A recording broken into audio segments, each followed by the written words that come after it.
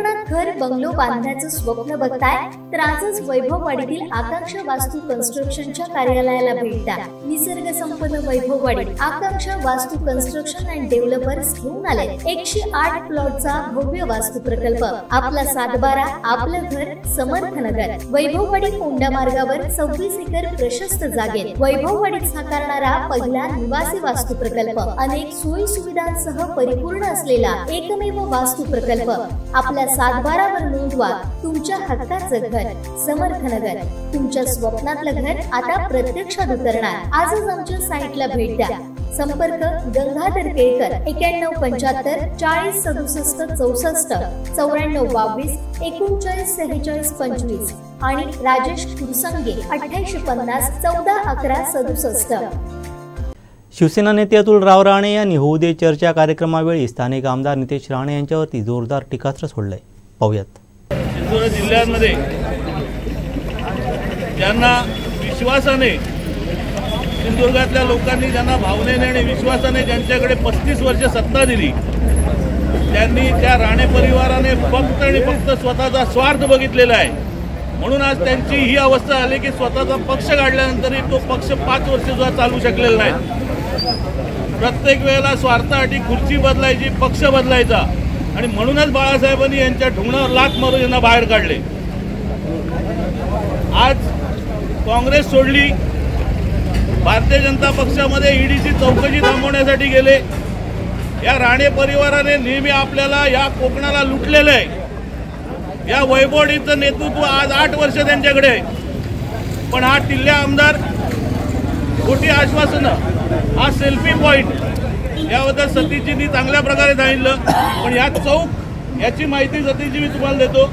हा चौकामध्ये जवळजवळ आतापर्यंत 25 लाख रुपये या संभाजी चौकात खर्च केले आणि आता परत 25 लाख रुपये खर्च करतात। पण याच्यातून काय साध्य होते मला माहित नाही।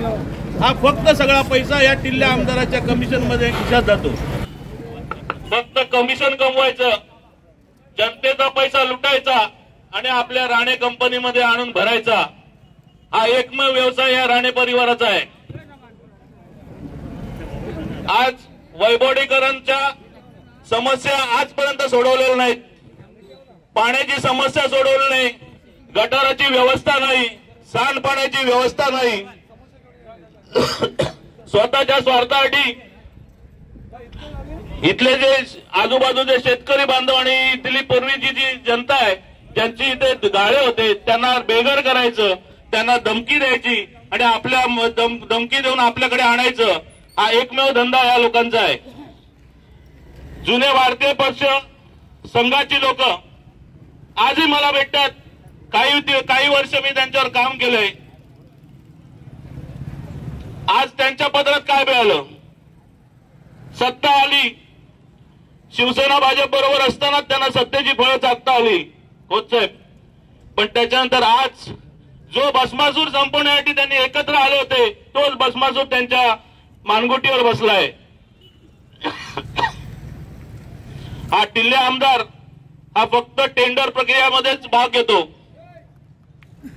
आजपर्यंत फक्त कमिशन घ्यायचं, ना शेतकऱ्यांचं भलं करायचं ना कोणाचं भलं करायचं, फक्त आपलं आणि राणे परिवाराचं भलं करायचं। मला अभिमान वाटतो उद्धव साहेबांचा। आज मुख्यमंत्री झाल्यानंतर उद्धव साहेबांनी सर्वात जास्त कोकणाला झुकतं माप दिलं। कोकणाच्या विकासासाठी सर्वात जास्त निधी दिला।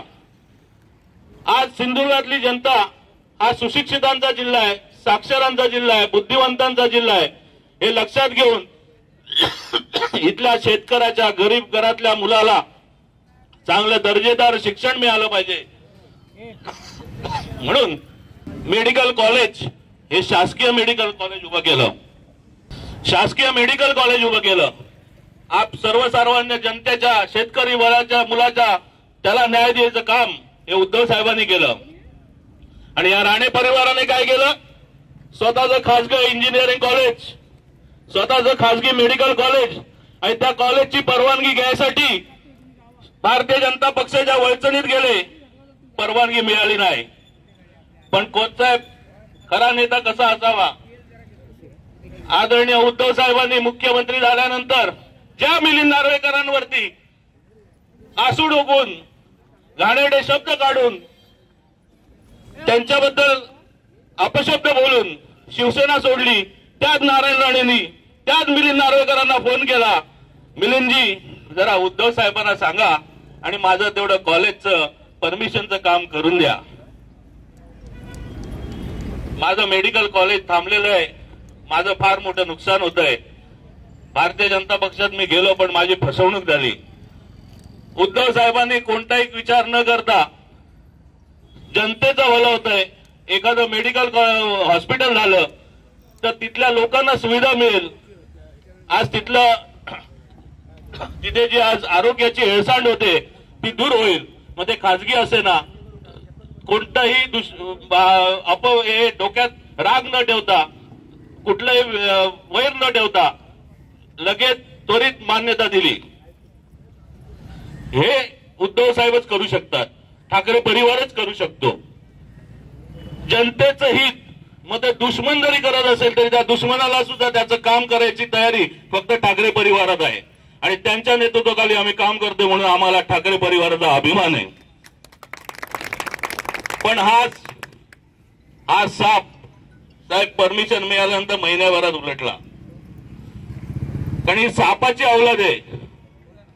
यांना किती तुम्ही दूध पाजा हे दसणारच, कारण यांचा फक्त स्वार्थ आहे. राजकारणात आले ते फक्त राणे परिवार आणि राणे परिवाराची प्रॉपर्टी वाढवायसाठी. आज मिडबाव मध्ये एक एमटीडीसीचं रिसॉर्ट आहे, फक्त आपल्याला उद्घाटन करून आपल्याला मिळालं पाहिजे म्हणून ते सडवलं.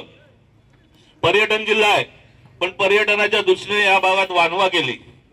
आज पंचायत समितीची इमारत आपण सर्व व्यवहारीकर आहात, तुमच्या सर्वांच्या जिव्हाळ्याचा विषय. आज गेली जवळजवळ साहेब 10 वर्ष पडू नये नवीन इमारत, प्रशासकीय पैशाचा पूर्ण नासधूस चालू आहे. आणि ही फक्त एकच की माझ्या राणे परिवाराची पाठी लागली पाहिजे. अरे पण बाबा तुझ्या घरचे पैसे नाहीत, ते आमच्या सर्व वैभववाडीकरांचे पैसे, करातून पैसे आले त्यातून उभी राहिलेली आहे. पण हे अतिशय मतलबी आणि स्वार्थी लोक आहेत. आज या भागातल्या शेतकऱ्यांचे प्रश्न सोडवलेले नाहीत. आज कुर्ली घोणसरी धरण झालं पण आजपर्यंत साहेब उजवा आणि डावा कालव्याची कुठली शेतकऱ्यांना त्याचा कुठलाही फायदा नाही. आजपर्यंत उजवा आणि डावा कालवा पूर्ण झालेला नाही. वैभववाडीकरांचा पाण्याचा प्रश्न नाही. पण साहेब हे शिवाजी राणे आणि हे सर्वजण जेव्हा नगरसेवक वैभववाडीचा बोरकर साहेब आपल्याकडे प्रवेश आले, आपण होतात त्यावेळेला, संदेशजी तुम्ही होतात, तेव्हा त्या सर्व माझ्या सहकाऱ्यांनी मागणी केली की साहेब आम्हाला बाकी काही मदत करू नका, पण आमच्या वैभववाडीकरांना पाण्यासाठी पाईपलाईन द्या आणि माझ्या पाण्याची यांची वैभववाडीकरांची ताण भागवा. मुख्यमंत्री असताना उद्धव साहेबांनी त्वरित मान्यता दिली आणि कुर्ली धनसरी धरणापासून वैभववाडीपर्यंत ग्रॅव्हिटीने पाणी यायची त्यांची पूर्ण 32 कोटीची पाण्याची योजना त्वरित उद्धव साहेबांनी मंजूर केली. आणि नंतर सरकार बदलल्यानंतर तुम्हाला माहिती आहे काय चालू आहे ते, म्हणजे ईडी कोणाच्याही घरी जाते, रोहित पवारांच्या घरी दुसरं काही ईडी पाठवलं नाही तर मग पोल्युशन कंट्रोल बोर्डाला पाठवलं जातं. म्हणजे कोणत्याही प्रकारे जो विरोधात बोलेल त्याला दाबायचं. मग कशाही प्रकारे दाबायचं, पहिले आमिष द्यायचं, विकत घ्यायचं, विकत नाही आला तर मग धमक्या द्यायच्या, दाबायचं. हा एकमेव प्रकार या सरकारचा चालू आहे आणि त्यासाठी ही राणे कंपनी तिथे जाऊन बसलेली आहे आणि ते स्वतःचा स्वार्थ करतायत. भारतीय जनता पक्षाचा एकही कार्यकर्ता समाधानी नाही, सुखी नाही.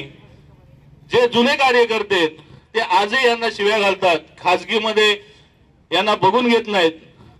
आज येत्या पुढच्या इलेक्शन मध्ये वैभववाडीची जनता शून्य आहे. लवकरच यांना या टिल्ल्या आमदाराला त्याच्या कर्माची फळं ही लवकरच मिळतील. आज महत्वाचं म्हणजे आपल्या सर्वांचा जिव्हाळ्याचा विषय म्हणजे आपला गगनबावडा घाट. आज जवळजवळ 230 कोटीचा घाटाचं टेंडर झालं कॉन्क्रिटीकरणाचं आहे. पण ते टेंडर झाल्यानंतर आजपर्यंत काम चालू झालं नाही. त्याला कारण 40% बिलोने टेंडर घेतलंय ठीक आहे, तो कॉन्ट्रॅक्टरचा विषय. आमचे दिवसभरातले सर्व अपडेट्स, ताज्या घडामोडी आणि थेट लाईव्ह पाहण्यासाठी सबस्क्राईब करा, लाईक करा कोकणचं नंबर 1 महा चॅनल कोकण 7 लाईव्हचं YouTube चॅनल.